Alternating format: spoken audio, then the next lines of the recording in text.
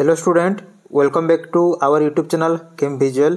आज वीडियो रे आमे देखिबा तमरो जो सीएचसी रो तमरो क्लास 12 रो जो एग्जाम होइतिला आज तमरो साहित्य पेपर तारो सबु 1 मार्क्स क्वेश्चन गुडा को आमे 1 बाय 1 डिस्कशन करिवा।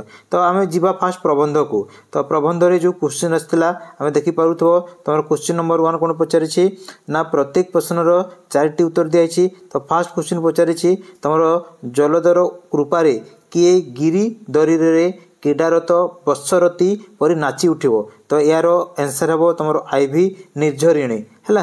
तापर नेक्स्ट क्वेश्चन को जीवा ख को।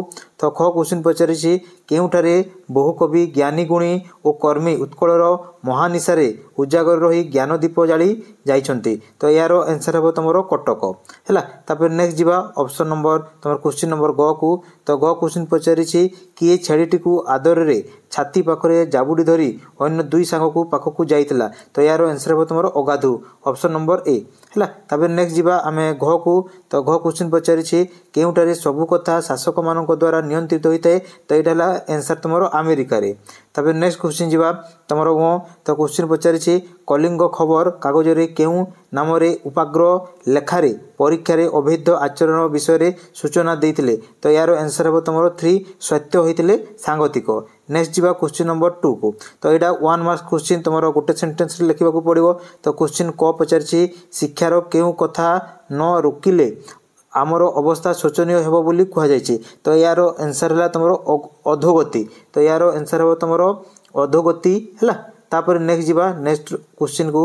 नेक्स्ट क्वेश्चन पचारि छी विराडी वैष्णव माने शासन क्षमता पाइबा लोभरे कोन हेबा को बाहरी पजंती। तो यार आंसर हेबो जनतीर प्रतिनिधि हेबा को बाहर पड़ंती। तो से यार आंसर हेबो तमरो जनतीर प्रतिनिधि हेबा को से माने बाहरी पड़ंती। तापर क्वेश्चन नंबर ग को जीवा। ग पचारछि केउ अंचलर बधु मानकु सेफाली फूल परि हास्यमय बोली प्राबंधिक कहिसंती। तो यार आंसर हेबो तमरो संबलपुर रो माने लोक बधु मानकु सेफाली फूल बोली कहिसि। तो यार आंसर हेबो तमरो संबलपुर। एबे आमे जीवा काव्य पाठ को। तो काव्य पाठ रे क्वेश्चन नंबर 6 रे क्वेश्चन पचारछि जुग जुग धरी मानव आत्मा को किए पीड़ा देछि। तो यार आंसर हेबो तमरो भीम अत्याचार ऑप्शन नंबर 3। तापर नेक्स्ट जीवा ख क्वेश्चन को। तो ख क्वेश्चन पचारिछि सूर्यास्त समय रे गछ गुडिकर छाई लंबी जाइथिबारु कवि कोन कल्पना करछंती। यार आंसर हेबो तमरो गछ माने जो अछंती सूर्यंक पादरे प्रणाम करछंती ऑप्शन नंबर 2। तापरे ग क्वेश्चन को जीवा। तो ग क्वेश्चन पचारिछि पितृगणक उदारतार लक्षण कोन होइतिला। यार आंसर हेबो तमरो एक परिवार भावना। तापर नेक्स्ट जीवा तमरो घ क्वेश्चन को। तो घ क्वेश्चन होछि लोभ ओ मद तेजी कोन भोजीबा पई कविता रे वर्णना कर जायछि। यार आंसर हेबो तमरो सत्व गुण। नेक्स्ट क्वेश्चन जीवा तमरो लव ओ कुश कहार गत दुखर कहानी सुनाइबा को पई महर्षि को सहित जाइछंती। तो यार आंसर हेबो तमरो रामंकर। नेक्स्ट क्वेश्चन जीवा जोटा तमरो गोटे वाक्य रे आंसर लिखिया पई कहिछि। तो फर्स्ट क्वेश्चन पचारिछि प्रीति पाशरे किए बंधा बोली कवि कहिसंती।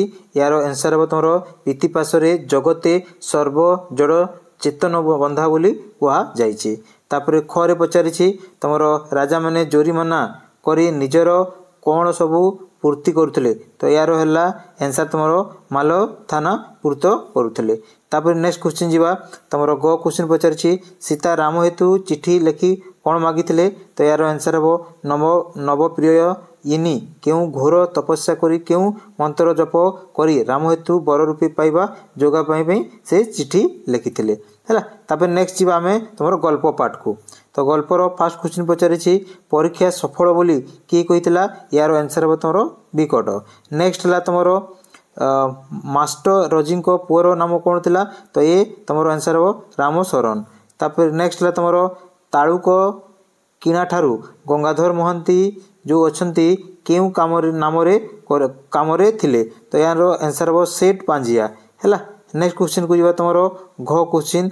तो घ हला तमरो जमीदार बाबू 5-6 वर्ष परे आसाम रो कोन करथिले। सेटा हेबो आंसर हेबो तमरो खान तमरो समागिरी हैला। नेक्स्ट हला तमरो हिमाली केते वर्ष धरी एमिति कांदी नथिले बोली कह जायछि। यार आंसर हेबो तमरो 25 हैला। तापर 1 मार्क्स क्वेश्चन को जीवा जोडा हमरो समस्त प्रश्न रो उत्तर कहिछि।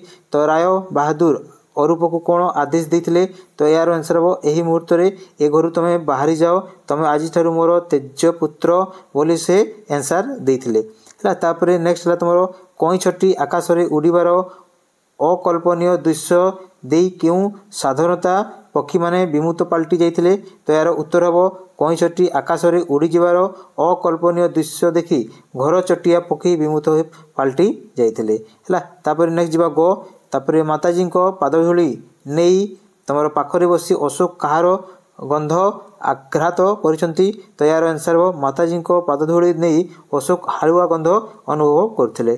तो यहाँ थिला तुम जी 1 मार्क्स क्वेश्चन पड़ी तुम सीएचएससी साहित्य परीक्षा रे तुम जो आमर देखला तुम प्रबंध कविता एवं तुम गल्प रे है तो तुम 8 8 14 मार्क आंसर ये जगह मु कहीदेछि। तो धन्यवाद।